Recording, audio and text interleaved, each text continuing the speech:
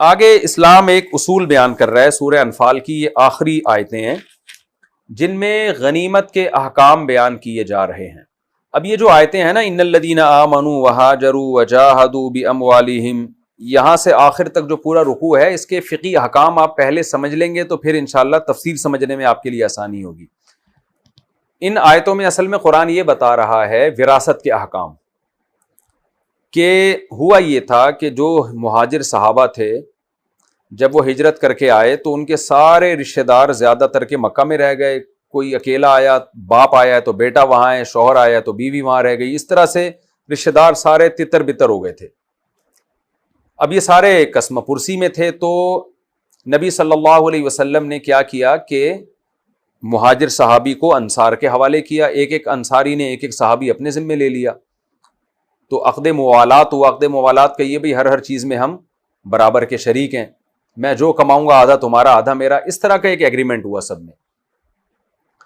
تو اب چونکہ رشتہ دار تو سارے مکہ میں تھے صحابہ کے، تو اسلام نے شروع میں یہ آرڈر دیا کہ جب بھی کسی مہاجر صحابی کی وفات ہوگی تو ان کی وراثت اس انصار صحابی کو ملے گی جنہوں نے ان سے ایگریمنٹ کیا ہوا ہے، عقد موالات کیا ہوا ہے.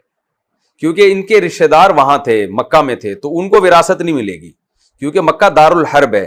تو اگرچہ وہ مسلمان ہیں لیکن چونکہ ہجرت نہیں کی ہے تو ہجرت نہ کرنے کی وجہ سے رشتہ داروں کو آپس میں وراثت نہیں ملے گی.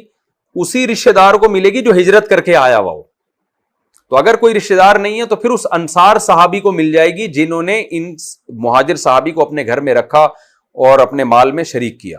تو وراثت کا حقدار بھی وہ انصاری صحابی ہے. اور انصار کا انتقال ہو گیا تو وہ ان کے جو رشتہ دار اگر نہ ہو تو مہاجر صحابی کو ملے گی. تو ایک حکم تو یہ بیان کیا گیا. دوسرا حکم یہ بیان کیا گیا کہ انصار صحابی کو اس صورت میں ملے گی کہ مہاجر صحابی کے رشتہ دار مدینہ میں نہ ہو، ہجرت کر کے نہ آئے ہوئے ہو.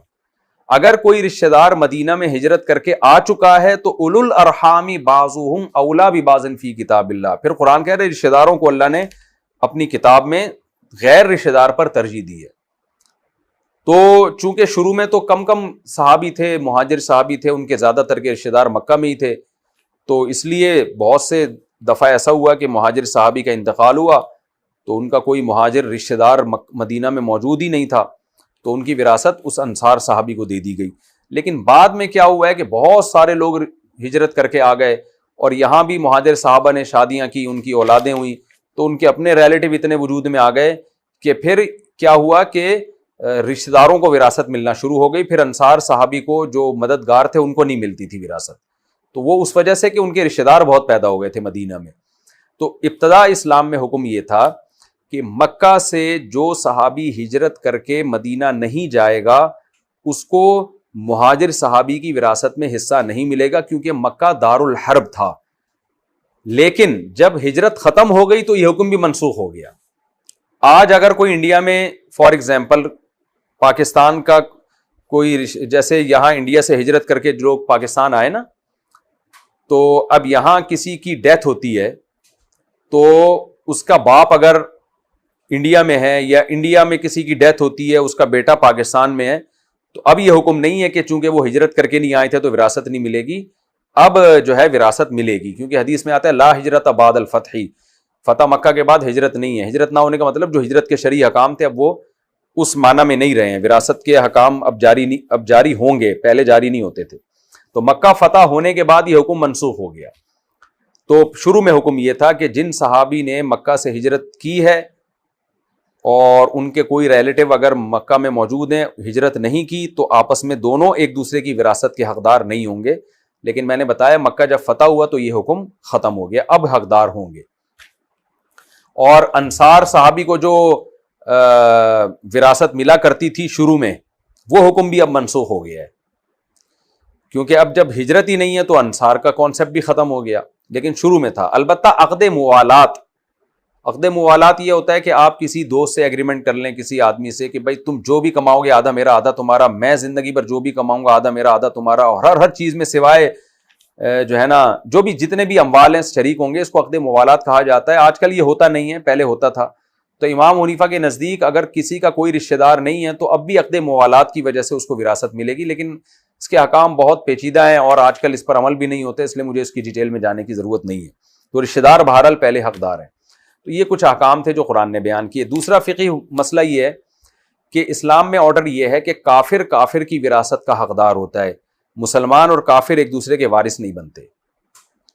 مثال کے طور پر باپ عیسائی تھا، بیٹے نے اسلام قبول کر لیا، تو اب اس بیٹے کو اس عیسائی باپ کی وراثت نہیں ملے گی۔ یا خدا نخواستہ بیٹا مرتد ہو گیا، باپ مسلمان تھا، بیٹا عیسائی ہے، تو بیٹے کو بھی باپ کی وراثت نہیں ملے گی، یعنی مسلمان بھی کافر کا وارث نہیں بنے گا، کافر مسلمان کا وارث نہیں بنے گا۔ فقہاء نے مسئلہ بیان کیا ہے کہ اگر کوئی کسی عیسائی عورت سے شادی کرتا ہے، جیسے کہ اہل کتاب سے شادی کی اجازت ہے، تو نکاح تو جائز ہے، اولاد بھی حلال کہلائے گی وہ، لیکن اولاد مسلمان کہلائے گی۔ تو شوہر کے مرنے کے بعد بیوی کو وراثت میں حصہ نہیں ملے گا، اس بیوی کو، کیونکہ یہ عیسائی ہے۔ کافر اور مسلمان ایک دوسرے کے وارث نہیں بن سکتے۔ اسی طرح اگر اس کی عیسائی بیوی کا پہلے انتقال ہو گیا تو اس بیوی کی وراثت میں بھی شوہر کا حصہ نہیں ہے۔ تو یہ بھی یہاں پر بیان کیا گیا ہے۔ اب یہ فقہی حکام آپ نے سمجھ لی، اب انشاءاللہ آپ کو تفسیر سمجھنے میں آسانی ہوگی۔ قرآن کہہ رہے ہیں ان الذین آمنوا، بے شک وہ لوگ جو ایمان لائے اور ہجرت کی اور اللہ کے راستے میں جان اور مال کے ساتھ جہاد کیا۔ یہ جان اور مال کے ساتھ جہاد جو کیا نا، یہ ویسے ہی قرآن نے ذکر کر دیا، چونکہ ایمان لانے کے بعد جنہوں نے ہجرت کی تھی سبھی جہاد بھی کرتے تھے، لیکن حکم کا مدار اس پر نہیں ہے، جہاد نہ بھی کیا ہو تو بھی وراثت میں حقدار ہوں گے وہ۔ یہ ویسے ہی اللہ نے بیان کر دیا ان کی فضیلت بیان کرنے کے لیے۔ بے شک وہ لوگ جو ایمان لائے اور ہجرت کی اور اللہ کے راستے میں جان مال سے جہاد کیا۔ اسی طرح والذین آووا ونصروا، اور وہ لوگ جنہوں نے ان مہاجرین کو ٹھکانہ دیا اور ان کی مدد کی۔ اولئک بعضهم اولیاء بعض، یہ دونوں ایک دوسرے کے ولی ہیں، متولی ہیں، یعنی وارث ہیں، ان کو ایک دوسرے کی وراثت ملے گی۔ مہاجر کا انتقال ہوگا تو انصار کو وراثت ملے گی، انصاری کا انتقال ہوگا تو مہاجر کو وراثت ملے گی۔ لیکن اس رکوع کے آخر میں اللہ نے بتا دیا کہ یہ جب قریبی رشتہ دار نہ ہو، قریبی رشتہ دار ہیں تو ان کو دوسرے پر، یعنی قریبی رشتہ دار پہلے وراثت کے حقدار ہوں گے۔ یہ آگے آ رہا ہے۔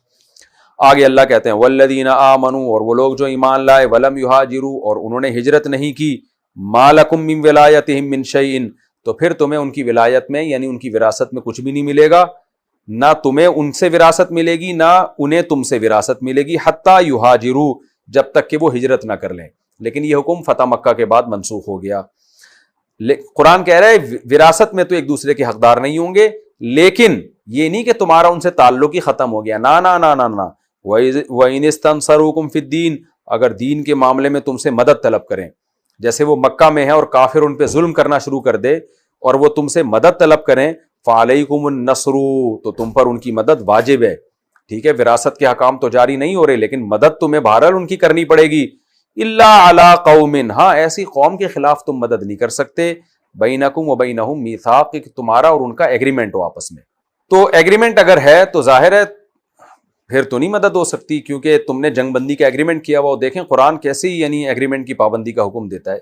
آپ نے کسی قوم سے ایگریمنٹ کیا کہ ہم تم سے نہیں لڑیں گے، اب وہ قوم آپ کے ظلم کر رہی ہے، کسی آپ ہی کے اہل اسلام سے لڑ رہی ہے، تو بھی قرآن آپ کو اجازت نہیں دیتا کہ آپ اس قوم سے لڑیں، مدد کے لیے بھی لڑیں۔ وجہ اس کی ہے کہ آپ کا جنگ بندی کا معاہدہ ہے۔ تو قرآن کہتے ہیں مکہ میں جو کمزور مسلمان ہیں تم پر لازم ہے کہ ان کی مدد کرو اور ظالموں سے لڑو، مگر وہ ظالم جن سے تمہارا جنگ بندی کا ایگریمنٹ ہے ان سے تمہیں لڑنے کی اجازت نہیں ہے۔ واللہ بما تعملون بصیر، جو کچھ تم کر رہے ہو اللہ وہ دیکھ رہا ہے۔ والذین کفروا بعضهم اولیاء بعض، اور جو کافر ہیں وہ ایک دوسرے کے ولی ہیں یعنی وارث ہیں، یعنی کافر کی وراثت کافر کو ملے گی، مسلمان کو نہیں ملے گی۔ آگے قرآن کہتا ہے الا تفعلوه، اگر تم اس حکم پر عمل نہیں کرو گے، کیا مطلب الٹا پلٹا کرنا شروع کر دو گے، مسلمان مر رہا ہے اس کی وراثت کافر کو دے رہے ہو، کافر مر رہا ہے اس کی وراثت مسلمان کو دے رہے ہو صرف رشتہ داری کی بیس پہ، تو اس سے کیا ہوگا، زمین میں بہت بڑا فتنہ اور بہت بڑا فساد ہوگا۔ وہ فساد کیا ہے کہ اسلام اور کفر آپس میں مرج ہو جائیں گے۔ اسلام چاہتا ہے اسلام کا ایک الگ مسلمانوں کا تشخص ہو، کافر ایک الگ قوم سمجھی جائے۔ اتنی ہیومن رائٹس اور جو ہے نا انسانیت کو جوڑنے کی باتیں کرنا، اتنے براڈ مائنڈڈ بن جانا کہ اسلام اور کفر کا فرق ہی ختم ہو جائے، تو اس سے اسلام کمزور پڑے گا، اسلام کا تشخص ختم ہو جائے گا، اور جب اسلام کا تشخص ختم ہوگا تو اسلام کمزور ہوگا، اور اسلام کمزور ہونے سے زمین میں فساد پھیلے گا۔ اس لیے اللہ کہہ رہے ہیں کہ اتنا براڈ مائنڈڈ مت بنو کہ کافر مرنے کے بعد مسلمان کو وراثت مل رہی ہے، مسلمان کے مرنے کے بعد کافر کو وراثت مل رہی ہے۔ یہ بہت بڑے فساد اور فتنے کا ذریعہ بنے گی یہ چیز. اس لیے ایک لکیر بیچ میں ہونی چاہیے ایمان اور کفر میں. ٹھیک ہے وہ تمہارے رشتہ دار ہیں کافر، ان سے تم اچھا سلوک کرو جیسے کہ قرآن میں دوسرے مقام پر ہے، مگر اتنا ریزرو رہنا ضروری ہے، ان کو بتا دیا جائے بھائی مرنے کے بعد کوئی وراثت نہیں ہے، نہ ہماری تمہیں نہ تمہاری ہمیں. یہ اللہ نے صاف لفظوں میں آرڈر کر دیا. کافر ایک دوسرے کے وارث بنیں گے اور مسلمان ایک دوسرے کے وارث بنیں گے، مسلمان اور کافر ایک دوسرے کے وارث نہیں بن سکتے. آگے اللہ کہتے ہیں والذین آمنوا وہاجروا وجاہدوا فی سبیل اللہ، جو لوگ ایمان لائے، ہجرت کی اور اللہ کے راستے میں جہاد کیا، اور جن لوگوں نے والذین آووا ونصروا، جنہوں نے مدد کی اور ان کو سپورٹ کیا، اولئک ھم المؤمنون حقا، یہی اصل میں کامل مومنین ہیں. یعنی ان کی فضیلت بیان کی جا رہی ہے کہ جو ہجرت نہیں کر رہے ان پر فضیلت ہے ان لوگوں کو جنہوں نے ہجرت کی. لہم مغفرۃ ورزق کریم، ان کے لیے مغفرت اور بہت عزت والی روزی ہے.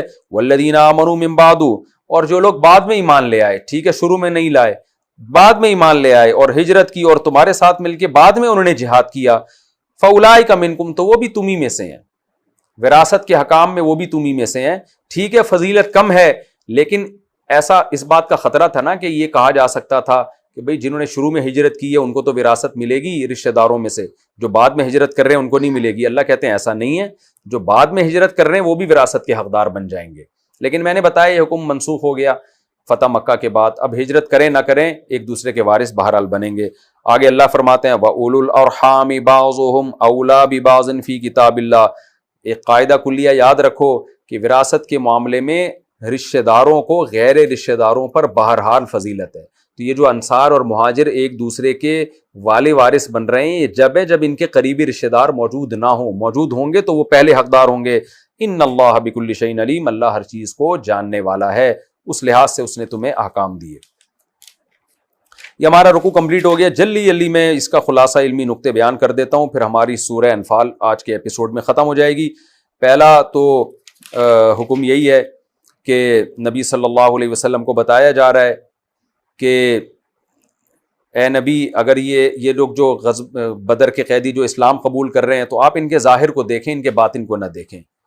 تو اگر ان کے دل میں کوئی خیانت کا خوف ہوگا تو اللہ ان سے انتقام لے گا. تو ہمیں بھی اسی توسط سے یہ حکم ہے کہ کوئی بھی غیر مسلم اسلام لاتا ہے، کوئی بھی خیر کی طرف آتا ہے تو ہم نے اس کے ظاہر کو دیکھنا ہے، ہم نے باطن کو نہیں ٹٹولنا. ایک حکم تو یہ ہمیں پتہ چلا. دوسری بات کہ وراثت کے حکام اللہ نے بیان کر دیے کہ کافر کا وارث ہوگا، مسلمان کا وارث نہیں ہو سکتا، اور مسلمان کا وارث ہوگا، کافر کا وارث نہیں ہو سکتا. یہ بہت اہم حکم ہے، آج اس کی بھی دھجیاں اڑائی جا رہی ہیں. لوگ یورپ اور غیر مسلم کنٹریز میں جو رہتے ہیں وہ اسلام کے بجائے ان ملکوں کے قوانین کو فالو کر رہے ہیں. اسلام نے واضح حکام دے دیے بھائی وراثت نہیں ہوگی. تو اسلام اور کفر میں ایک لکیر ہے، وہ برقرار رہے گی بہرحال. اور اللہ نے جو لوگ پہلے ہجرت کی اور جہاد کیا ان کی فضیلت بیان کی. اس سے پتہ چلتا ہے جو بھی نیکی میں پہل کرتا ہے اس کی فضیلت اسلام میں نیکی میں تاخیر کرنے والوں سے بہرحال زیادہ ہے.